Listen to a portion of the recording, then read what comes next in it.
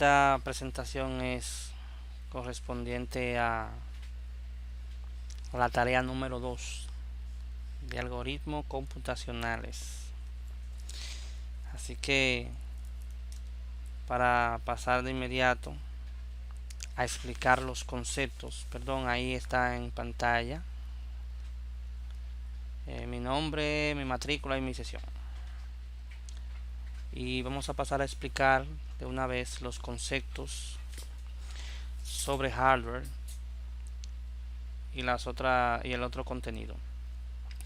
Tenemos que hardware son todos los dispositivos y componentes físicos que realizan las tareas de entrada y salida. También se conoce al hardware como la parte dura o física del computador. La mayoría de los computadores están organizados de la siguiente forma: los dispositivos de entrada, teclado, lectores de tarjetas, lápices ópticos, lectores de código de barra, escáner, mouse. Y salida: monitor, impresora, plotter o plotters, parlantes que son la bocina. Y estos son los que permiten la comunicación entre el computador y el usuario, o sea, la interacción. Entre ellos ahí tengo algunas imágenes que son dispositivos obsoletos, pero por lo menos quiero tener una imagen de lo que son hardware. Ahí tenemos un disco duro, un mouse, un teclado y un case, o sea, cámara fotográfica, lectores de cinta, impresora y cámara de video. La memoria RAM o ROM, o sea, ROM y RAM son diferentes, hacen diferentes funciones, y aquí vamos a explicar en qué consiste cada una. En esta imagen vemos una memoria RAM. Esas son las memorias RAM. Dice la denominada Random Access Memory, o sea, ese es el acrónimo de RAM, que RAM, o memoria de acceso aleatorio, es utilizada por el sistema para procesar toda la información que pasa por nuestra PC, por lo cual todos los programas necesitan de ella para ejecutarse. En la práctica podemos comprobar que la mayor cantidad de memoria RAM, más rápido será el procesamiento de los datos, y por ende nuestro trabajo se realizará con mayor velocidad.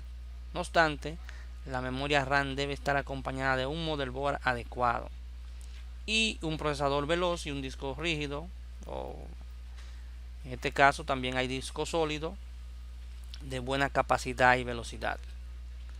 La cantidad de megabytes o gigabytes que posee una memoria RAM de nuestra PC es fundamental para las exigencias que deseamos pedirle a nuestro equipo. Por ello, inclusive para procesos grandes de video, mucha gente que trabaja lo que son la renderización de video, que es una tarea muy ardua. Las personas que trabajan en estudios fotográficos y también en estudios de cine y esas cosas tienen que utilizar un buen procesador, o un equipo con un buen procesador y buena memoria y tarjeta de video. Y todo está basado prácticamente en esto. Y aquí vemos la otra definición que dice: la RAM es básicamente una pieza de hardware, que es un hardware exactamente, y va insertada en el zócalo del motherboard. Trabaja a la par con el procesador, y dice que así mismo RAM se encarga de guardar las instrucciones que son utilizadas por el distintos dispositivos, y esto es lo que facilita el trabajo. La ROM es diferente porque la ROM solamente lee, como lo dice aquí, el acrónimo de Read Only Memory en inglés. En español es memoria de solo lectura.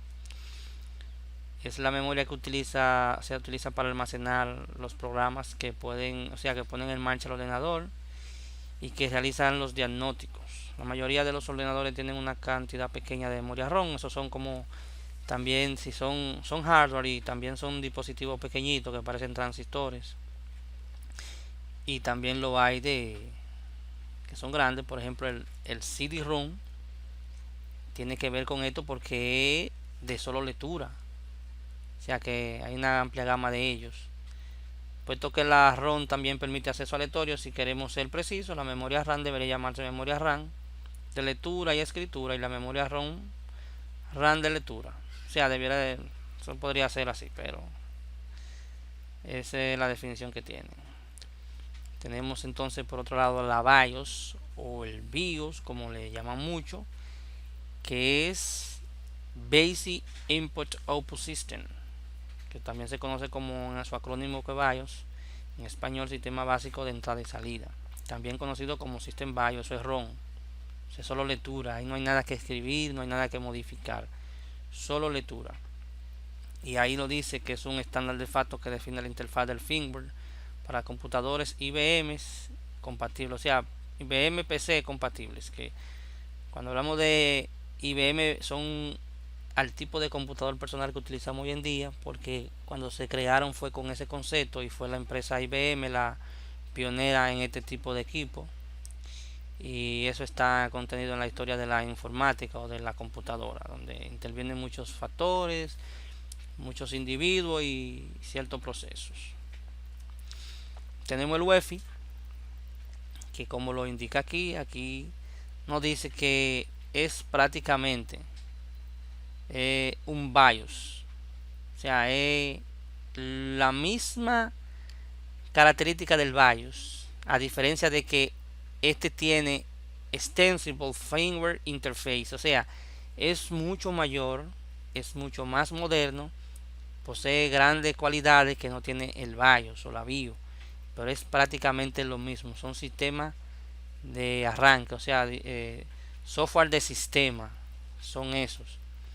BIOS y el UEFI son exactamente eso que usted ve ahí, que son un sistema para mostrar información en el arranque de la PC, o sea, de todo lo conjunto de hardware del dispositivo que es la PC.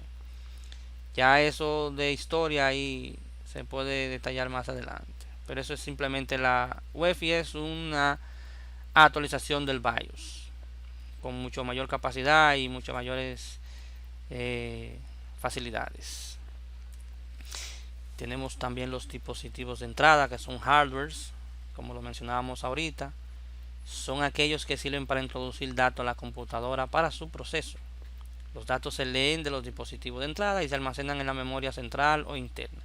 Los dispositivos de entrada convierten la información en señales eléctricas que se almacenan en la memoria central. Y entre ellos, o sea, hay una gran gama de ellos. Aquí solamente mencionamos tres, que tenemos los más comunes, que tenemos el teclado y el mouse y el lápiz óptico, que de hecho ahora estoy utilizando uno en el equipo que estoy haciendo la presentación para señalar, o sea, como puntero, me sirve como puntero y es sustituto del mouse en los equipos digitales, o sea, touchscreen. Y ahí vemos para qué sirven cada uno de ellos. Y tenemos en la imagen otros, por ejemplo el escáner y el modem. También tenemos los dispositivos de salida, y ahí vemos en la gráfica un monitor, un modem que también nos da salida, y vemos delineador o plotter, y vemos impresora y vemos un quemador de CD. Dice que los dispositivos de salida son aquellos que reciben información de la computadora, su función es eminentemente receptora y por ende están imposibilitados para enviar información. Entre los dispositivos de salida más conocidos están la impresora, la grabadora de cinta magnética y la pantalla de monitor. De la amplia gama de dispositivos de entrada, como han mencionado más arriba, también solo mencionaremos tres de ellos, que son el monitor, ya la impresora y el proyector. Todos sabemos para qué sirven los monitores, para qué sirven las impresoras y también el proyector, que eso es simplemente eso. Dispositivo de comunicación RJ45 y Wi-Fi. Aquí dice que el conector RJ45, exactamente este que usted ve aquí en la parte superior derecha de la presentación, eso es un conector RJ45, un dispositivo. El conector RJ45 significa Register Jack, o sea, entrada de registro, eso es como una clavija de registro, mejor dicho. Es uno de los conectores principales utilizados con tarjetas de red Wi-Fi, o sea, perdón, Ethernet, que transmite información a través de los cables, o sea, de un par trenzado. Lo mismo que se transmite por un cable de red es lo mismo que se puede transferir a través del Wi-Fi, que son datos. Son radiofrecuencias y otros usa cable físico. El Wi-Fi también es la tecnología de la comunicación inalámbrica que permite conectar a internet o redes locales equipos electrónicos como computadores, tablets, smartphones, celulares mediante el uso de radiofrecuencia o infrarrojo para transmisión de datos, o sea, de información. Dice que el Wi-Fi o Wi-Fi es originalmente una abreviación de la marca comercial Wireless Fidelity, que en inglés significa fidelidad sin cable o inalámbrica. En español lo aconsejable es escribir Wi-Fi sin guión, en minúscula y sin cursiva. Además se puede emplear de igual modo en masculino, femenino, la Wi-Fi, la Wi-Fi, dependiendo de la preferencia del contexto, o sea, la zona, que sé yo, no llevo mucho en cuenta eso. En este sentido, la tecnología Wi-Fi es una solución informática que comprende conjunto de estándares para redes inalámbricas basadas en las especificaciones del IEEE 802.11, que es un estándar de la Escuela de Ingeniería en los Estados Unidos, lo cual asegura la compatibilidad e interoperabilidad de los certificados bajo esta denominación. Si usted compra un equipo Wi-Fi y no tiene esa denominación, o sea, esa certificación, posiblemente eso no funcione, porque todos esos estándares están bajo certificación de lo que le acabo de explicar más adelante. O sea que cuando usted compre algo que sea Wi-Fi o wireless, que va a recibir señal, tiene que tener ese estándar, esa certificación. Si no, no lo compre. La comunicación inalámbrica, dice como tal, es aquella que prescinde de cable o medio. Ya eso lo sabemos. Y lo demás es historia. Dice aquí que la característica de un equipo para estudiantes de informática, y yo le voy a pasar a explicar todo esto. Esta es la característica de mi equipo. ¿Y por qué puse mi equipo? Porque es un equipo que me permite hacer prácticamente todo lo que yo necesito. No tiene que ser igual al mío, pero por lo menos parecido. Tiene un procesador Intel i7 quad-core de cuarta generación. Eso es cuarta generación, eso que usted ve aquí. Hay una de quinta generación, pero hay de cuarta generación. Eso tiene 4 GB, o sea, calcule esto por 4 veces eso. Quad-core significa que son 4 núcleos de procesadores, o sea, 4 procesadores. Un procesador físico con unos núcleos virtuales que cuatriplican la velocidad de la que dice ahí. O sea que yo tengo 4 por 4 son 16 GHz de velocidad tengo en mi procesador. Ese es el procesador. Este es el motherboard que utilizo yo en mi computadora. Estas son las especificaciones. ATX significa que es grande, que para una caja grande. DDR la tecnología de la memoria que utiliza. Y este es la versión, o sea, lo que le acabo de explicar, la generación. Y este es el tipo de conexiones para discos duros que tiene SATA DIN. Yo tiene otra también que no la puse aquí, que es iSATA, que es mucho más rápido. Y este es el modelo del motherboard. Esa es la marca Gigabit. Estas son las memorias que utiliza mi procesador, mi motherboard, mi computadora. Esa es la tecnología de DDR3. Esa es la frecuencia en megahertz. Y ese es el tipo de memoria que tiene. Corsair Engine, de la que presenté ahorita en la gráfica. Lo que significa que dual channel, esto es que dos memorias hacen una. Por ejemplo, 2 por 4 es esto que estoy aquí. Dos memorias de estas con esa capacidad de 4 GB me hace esto y funcionan como si fuera una sola. Por eso son mucho más rápidas. Esto es un Samsung Evo, que esto es de 250 GB. Este es 2.5, es el tamaño, 2 pulgadas 5, 2 pulgadas y media, vamos a decir. SATA 3 Intel, eso es un disco sólido, eso no es disco duro, eso es un disco sólido, que es otra tecnología que la pueden buscar también, googlearla.